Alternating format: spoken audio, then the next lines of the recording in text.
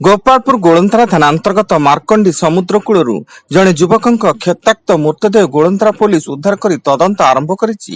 ମୃତ ଯୁବକ ଜଣକ ଆନ୍ଧ୍ରପ୍ରଦେଶ କାବେଟି ଥାନା ଅଧୀନ କପାସ କୁଦି ଗ୍ରାମର ଭି ଚିହ୍ନା ହୋଇଥିବା ବେଳେ ତାଙ୍କ ଶରୀରର ବିଭିନ୍ନ ସ୍ଥାନରେ ଖଣ୍ଡିଆ ଖାବରା ଚିହ୍ନ ଦେଖିବାକୁ ମିଳିଛି।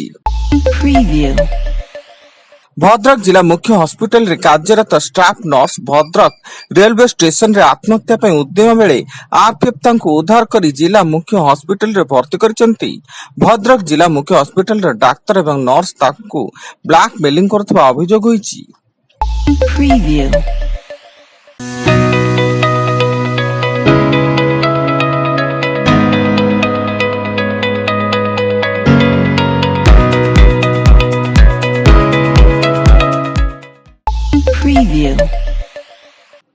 କୁଜଙ୍ଗ ଗ୍ରାମ୍ୟ ଉନ୍ନୟନ ଜେଇଙ୍କୁ କାରରେ ଉଠାଇ ନେଇ ମାଡ଼ ମାରି ପିନ୍ଧିଥିବା ସୁନା ଚେନ୍ ଓ ମୁଦି ଲୁଟି ନେଲେ ଦୁର୍ବୃତ୍ତ ଏବଂ ଜେଇଙ୍କୁ କୁଜଙ୍ଗ ରାହାମା ଓ ତିର୍ତ୍ତୋଲରେ 3 ଘଣ୍ଟା ବୁଲାଇବା ପରେ ପଙ୍କପାଳ କାର୍ଯ୍ୟାଳୟ ନିକଟରେ ପୁଣି ଛାଡ଼ିଥିଲେ।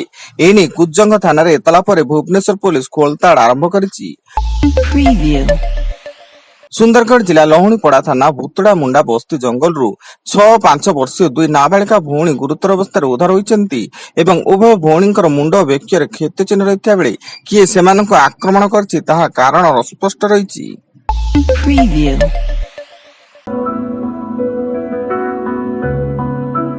Audio Jungle.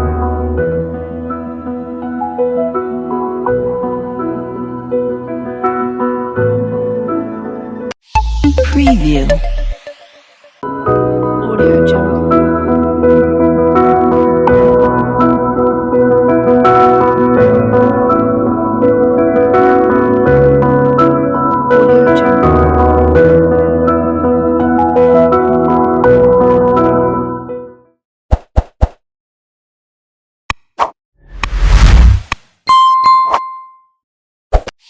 Preview.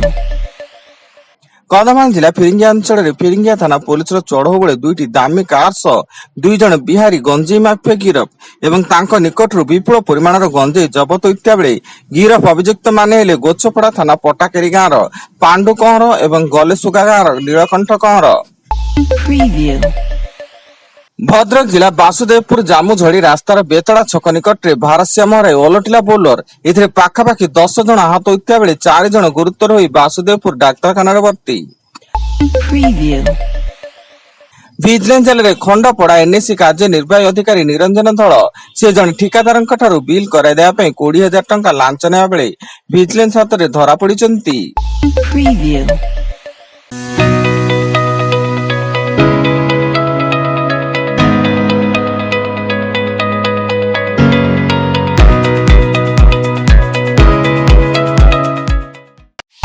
Preview.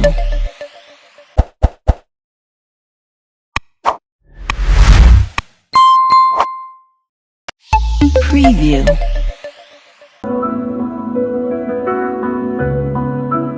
Audio Jungle.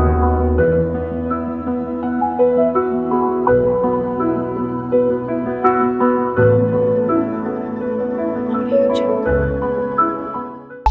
Preview. Balangir ଜିଲ୍ଲା ଖପ୍ରାଖୋଲ ବ୍ଲକର ଗନ୍ଧ ମାର୍ଦନ ପାହାଡ଼ ଓ ତୁରେକେଲା ବ୍ଲକର ଛତର ଦାଣ୍ଡି ଜଙ୍ଗଲରେ ବଲାଙ୍ଗୀର ପୁଲିସର କୁମ୍ବିଂ ଅପରେସନ ବେଳେ ବିପୁଳ ମାଓବାଦୀ ସାମଗ୍ରୀ ଡେଟୋନେଟର ଜିଲୋଟିନ୍ ଏବଂ ଅନ୍ୟ ବିସ୍ଫୋରକ ସାମଗ୍ରୀ ଜବତ ହୋଇଛି।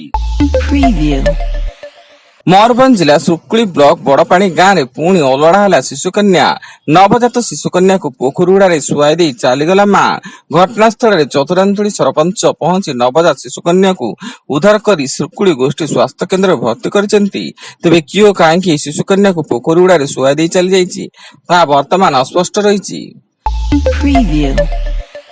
ଏବଂ କଟକ ଜିଲ୍ଲା ବାଙ୍କି କୁଶପଙ୍ଗି ଗାଁରେ ଅଘଟଣ। ଧାନ ବିଲକୁ ଯାଉଥିବା ବେଳେ ବିଦ୍ୟୁତ ତାର ଲାଗି ସ୍ଥାନୀୟ ଗାଁର ଗର୍ଦ୍ଧବଗଡେଇଙ୍କ ମୃତ୍ୟୁ, ଯାହାପରେ ବିଦ୍ୟୁତ ବିଭାଗର ଅଧିକାରୀ ଓ ପୋଲିସ ଘଟଣାସ୍ଥଳରେ ପହଞ୍ଚି ତଦନ୍ତ ଆରମ୍ଭ କରିଛନ୍ତି।